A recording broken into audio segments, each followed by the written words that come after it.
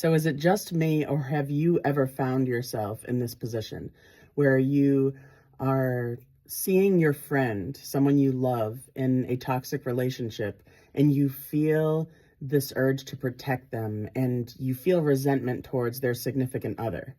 Well, I used to feel this way in the past, and it still will come up randomly, but I notice it. And I realized a few years ago that if I am willing to look at a friend's significant other with resentment, then I had better look right straight back across to my friend and try to understand why they're accepting this. It's so easy for us to just project blame all the time instead of taking accountability. And when I was doing this constantly, I wasn't in accountability at all emotionally.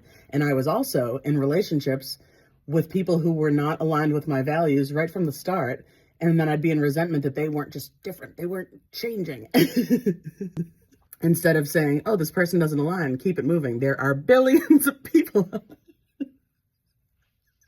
Oh my God. So now I really can see where I would go into this masculine energy of protection for a friend that was not in accountability, not in willingness to acknowledge what they were choosing. And yeah, I just encourage you, if you find yourself holding resentment towards loved ones, significant others, then you really need to be willing to hold that towards the person who's choosing this. And when we make this shift, we really can see how much in victim mentality we were when we were not in willingness to see what was true, see what people were actively choosing for themselves. And it brings a lot of relief. I notice that I don't have this stress constantly in my life anymore. Being around people that are choosing what's not right for them, that's on them, and they might do it for another 5 years or for life. But I don't want to waste my energy. We can encourage people without letting that deplete us. And it's just so interesting to see that once I started doing the shadow work, doing the inner work, taking accountability for my wounds, my distortions, my projections, then I could see so clearly, oh, people are choosing this. No one's holding a gun to any of my loved ones' heads. They are actively choosing this. Also, something I've been noticing in the last year as I move consciously towards more healthy dynamics in couples. I really want to be around more people now that are choosing healthy connections, that are choosing, say, a woman choosing to be with a man that allows her to be in her feminine energy. He's not looking to take and be doted on all the time. He's looking to give. He's of service.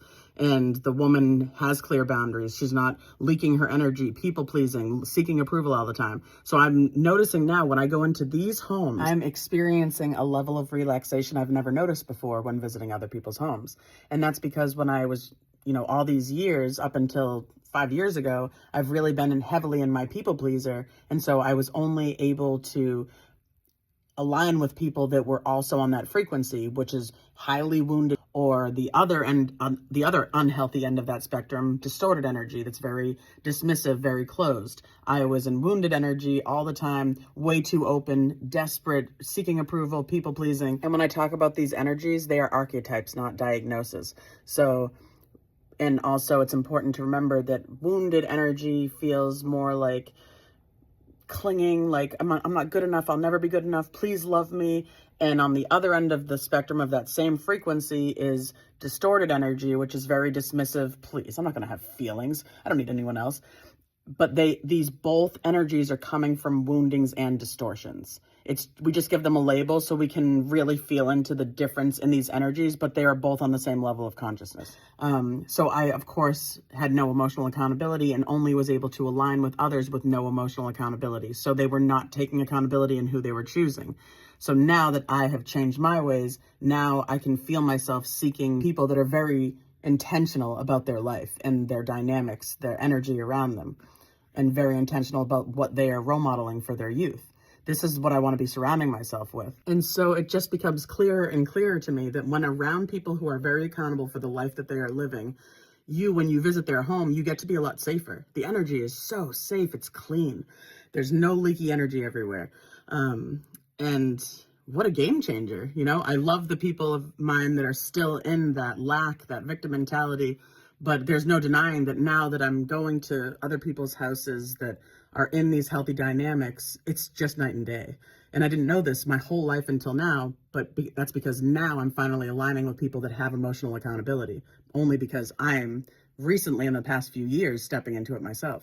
And so I really encourage you, if you're finding yourself holding resentment towards the significant others of your loved ones, I encourage you to first look inward and ask yourself, where am I doing this in my life? Where am I not taking accountability for my own choices? Because you're going to find it in there. Otherwise, you would already be holding your friend accountable. And I encourage you to talk to your friend, your loved ones, your cousin, whoever it is that is really not choosing themselves.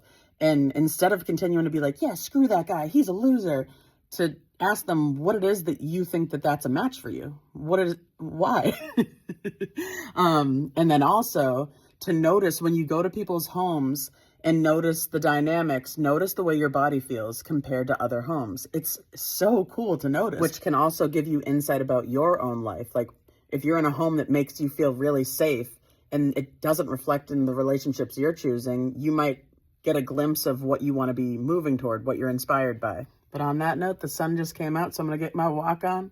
You guys have a lovely day.